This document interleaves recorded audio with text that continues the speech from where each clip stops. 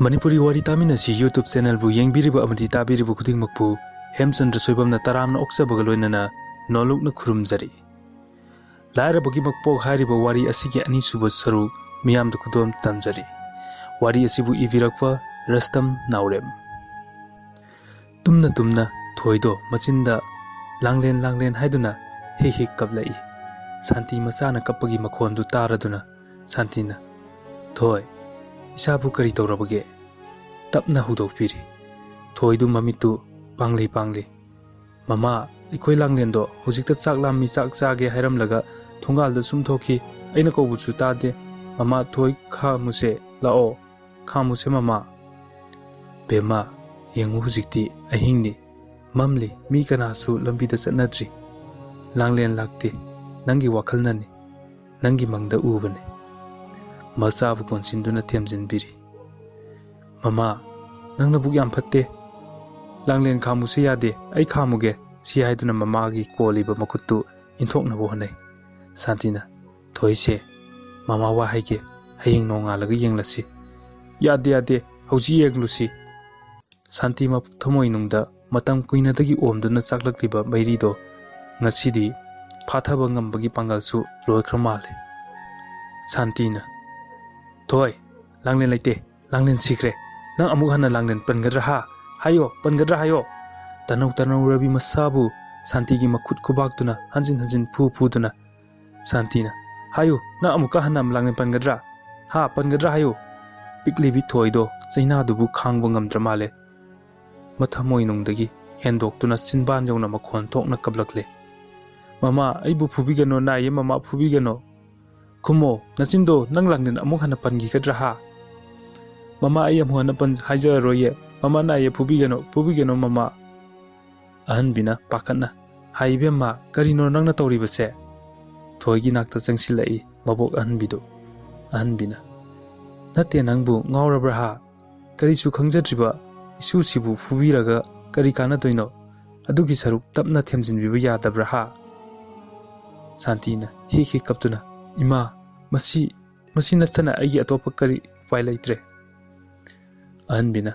ngasi isuna phangliba chaina sidagi saruk chama hena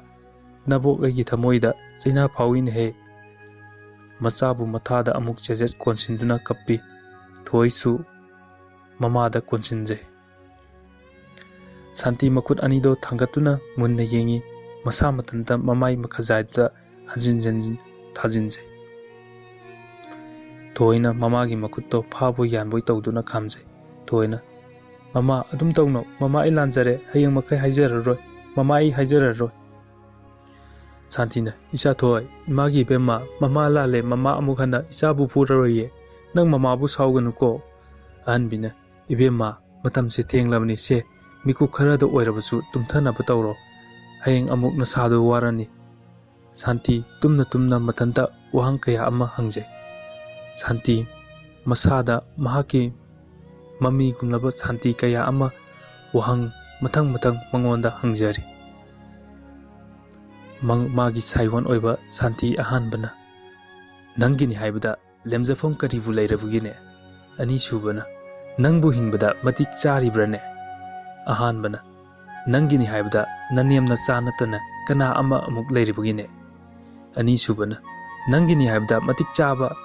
chap charaba dandini nangna mapok simadi phanglibasi santina hayu adudi ai hujikari tawgani ahanba santina malem sida nangi sana fam leite ani subana nang hingbada matik chade ahanbana nangna makhata na hingluduna karibu amuk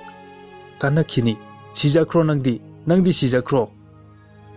amato ena khonjelda kanna noi santina nakhoi kanano nakhoi chatkro aigi naktagi nakhoi chatkro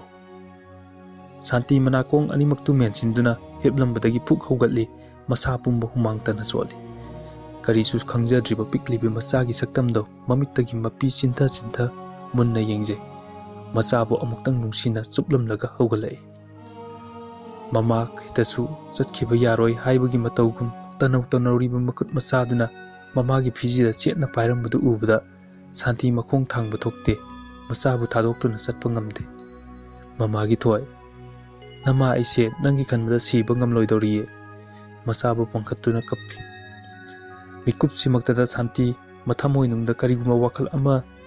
lumna khanbagum mamit aniduna masagi maithongduda munna yengduna mikup kharati tumille adudagi santi madom punsigi aroiba fire uma lawjutuna masabu hanagum phamung thaktuda ningthijana hifhanbire amukasu masagi laibokta nungsina suplamlaga santi imungdagi mapan tamna thongdo tapna hangdoktuna thoglai ahan bisu ngasaidagi tumsinna yadadana tumlamdri mamong nupi santina mamang thong hangkibagi khonjal du taraduna phuk hogalai ibema asuk thenglaba ahingsida kadaidano ima mapuksima aina hingludana karibu amkanarukini ai hiningdre ima santi karino nangna ngasi khalaklibase wakhalse ha nangbu ngawrabro nangna sagi aigi khandrabsu nasasigi amukta khanduna yengo aisu ahal osilakle aina hinglabada kyang kuina hinglukini yengu isuse kayada maraibuk thijarabano nangna mapasu kainare adugi mathakta nangna asum tawrabadi piklipa karisu kangjadribi isusina kari oihongni ima aibu kari oirasige aibu karam hingko haibno ibema yengu he hoikhoisu waduna ta leiba yabro awaba kayase koktuna nongmadi soidana nungairakini lairaba khoisu isor leirina he madunara aikhoigi ifamda asuk waba chaina kaya phanglibase he isor nangbudi laira jibikana leijadrabi aikhoi kumbi kayana karamna waraulam no ahanbi haifam tawfam khangde ahanbina imoksidi karisu khalluranu lao imungda changlasi nongsu ngalakadorabani santi su machagi nakta changsinduna hipthai thoisu mamada konsilai nongsu nganphung tawrakle hanagum santi su imungi thabak ingkhang losiladuna thoibu hogdokpire santi kappaga kariga ahingsu ningthina tumdabanina mamai mamikadu ipom thoina mama chaklame achapot chage santi thabak chatpada puba magi khawduda tanba set ka yaubrana yengi karisu yawmde chaksangdagi ising glass ama puthoroktuna machada pi thoi siana thakchilo mama chak thonglage yade achapot chani machagi ningaida khangba ngamdratuna mapanda thoroktuna thangnaba imkolki pukri mapanda hoba pungthon pambidudagi pungthon amatang hektuna machada pi thoisu harau pungthon su chaje machagi mataududa santi mapi sinthakiba khanghote santi mahousagum chak ising loireduna thabak sufamda chatkre thabak mafamda yaurakle me amana ibema santi nangbu kari tawrage nasadu nungaitrabo namai namit kadu ipom lidubo santina kaisu tawdida iche tumba khara watana tawri oireni adu nangbu aina haibu wafamduda kamdauba maduna nangi amadi nasagi tungi punomaki afabu oinine iche khoina aigi phanaba takpibani adubu aidi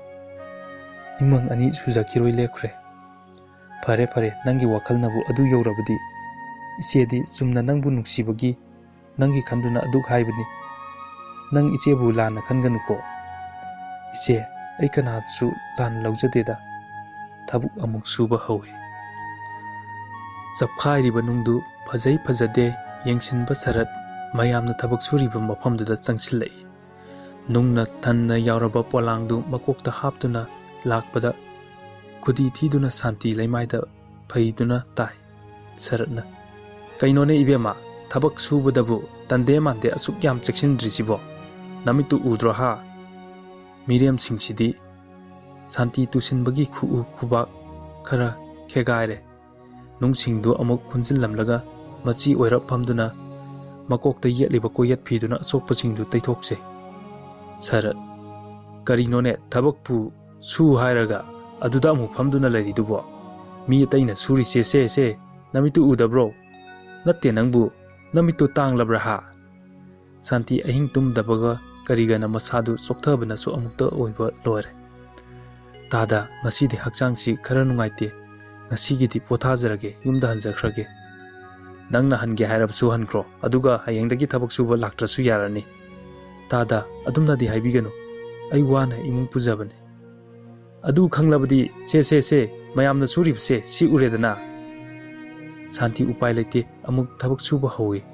masadu sumna lepa pau ngamjadre masagi khanbada mayam gi tung induna subati lepte numidang wairam oirakle mayam su thabak kuthanare Santina ise ngasidi tadade paisa kita hangkisi numidangi chengle hodri hoi ibema ngairasi sarat su chatlage haiduna magi kadagi thorai me mana ibungo sarat ikoi ibungo bu ngaijaram libani kari leirai taima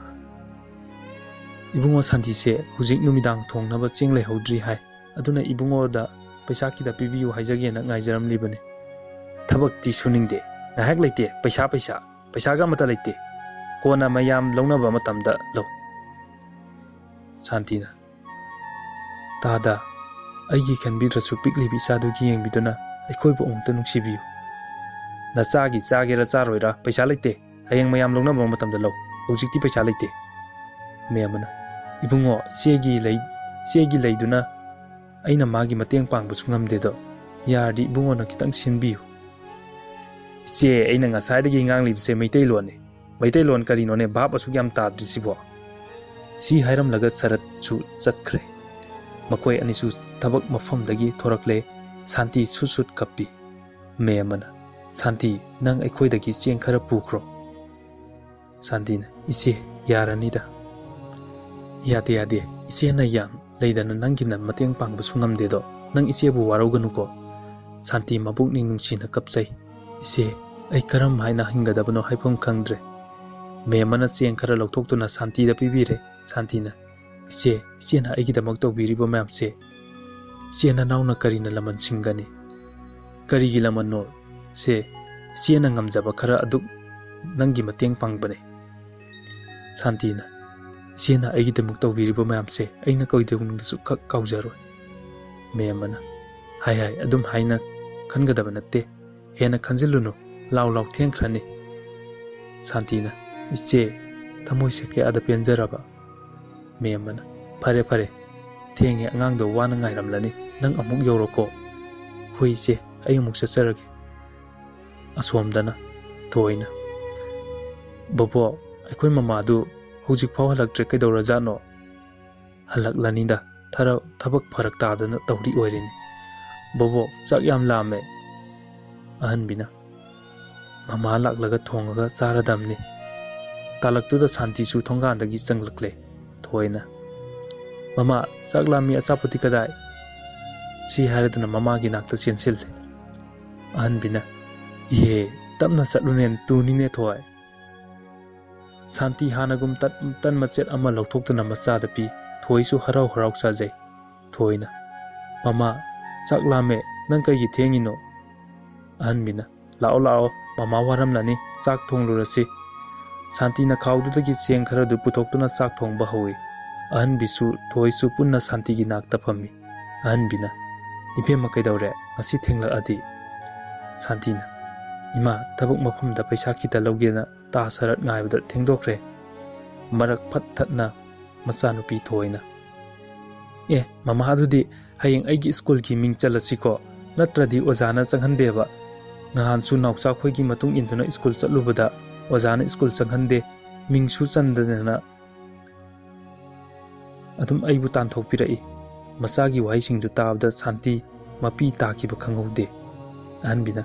ibema kaidawre angang mamangsida adum tawganu ado paisa du di pirak labra Santi chak thina kapli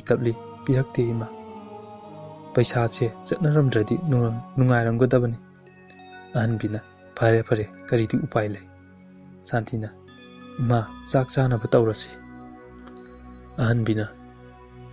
isu thoi hana sarose yade mamana ilanni Santina machabu chak inbire thoina chaba loiraba matungda makhoi anisu khajik chaminare